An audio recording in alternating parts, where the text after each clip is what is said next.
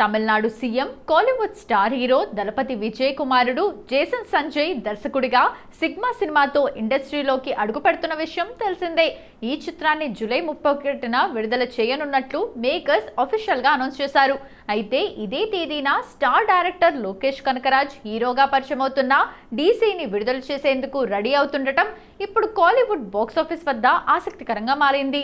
లోకేష్ కనకరాజ్ కు విజయ్ తో ఉన్న సాన్నిహిత్యం దృష్ట్యా జేసన్ సంజయ్ సినిమాకు పోటీగా లోకేష్ సినిమాను తీసుకురావడం వెనుక ఏదైనా వ్యూహం ఉందా, లేక ఇది కేవలం యాదృచ్ఛికమా అని కోలీవుడ్ వర్గాలు ఆరా తీస్తున్నాయి. సిగ్మా సినిమాలో హీరోగా నటిస్తున్న సందీప్ కిషన్ తోనే లోకేష్ కనకరాజ్ బాక్సాఫీస్ వద్ద పోటీ పట్టడం గమనార్హం. సీఎం విజయ్ కి తన కుటుంబంతో విభేదాలు ఉన్నాయనేది కోలీవుడ్ లో బహిరంగ రహస్యమే. త్రిషాతో ఆయనకున్న సాన్నిహిత్యం తన కుటుంబానికి దూరం చేసిందని భార్య సంగీత విడాకుల పిటిషన్ దాఖలు చేశారని వార్తలు వినిపించాయి. ఈ నేపథ్యంలో కుమారుడు జేసన్ సంజయ్ సినిమాల విషయంలోనూ విజయ్ కొంత గ్యాప్ మెయింటైన్ చేస్తున్నారని, అదే సమయంలో జేసన్ సంజయ్ తనదైన మార్గంలో దూసుకుపోతున్నారని సమాచారం.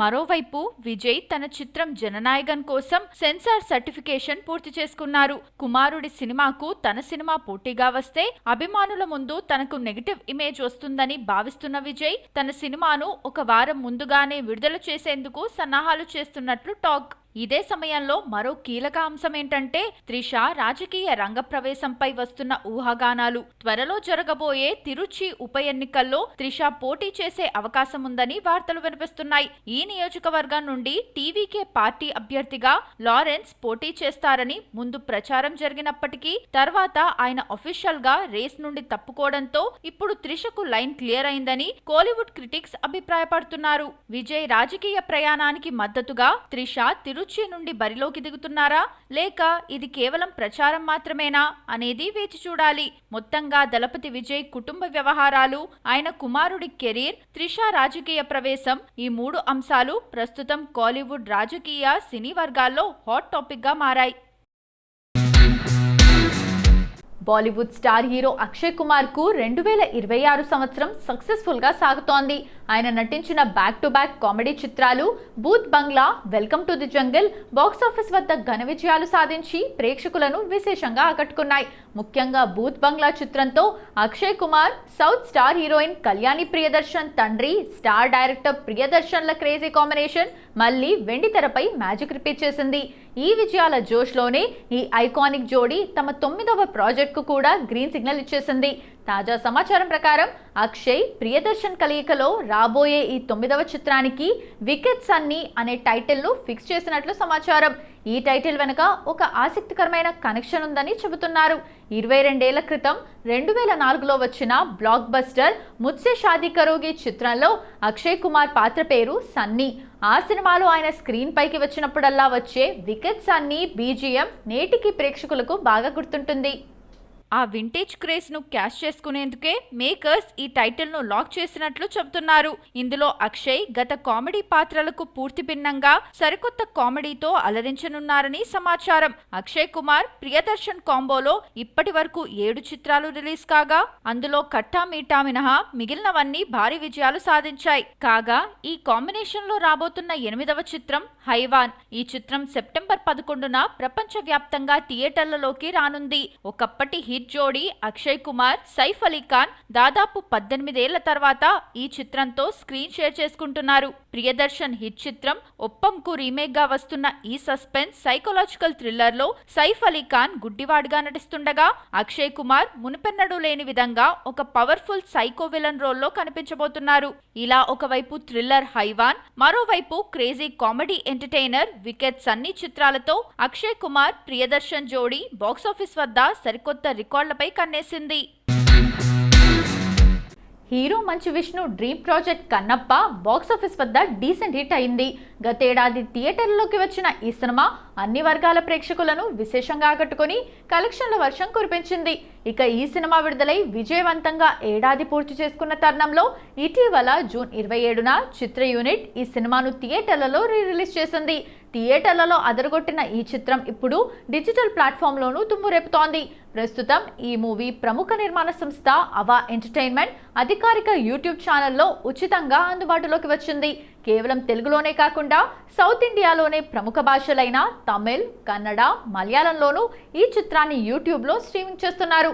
దీంతో ఓటీటీ సబ్స్క్రిప్షన్ లేని సామాన్య ప్రేక్షకులకు కూడా ఈ సినిమాను వీక్షించే అవకాశం దక్కడంతో యూట్యూబ్లో మంచి వ్యూస్ తెచ్చుకుంటోంది.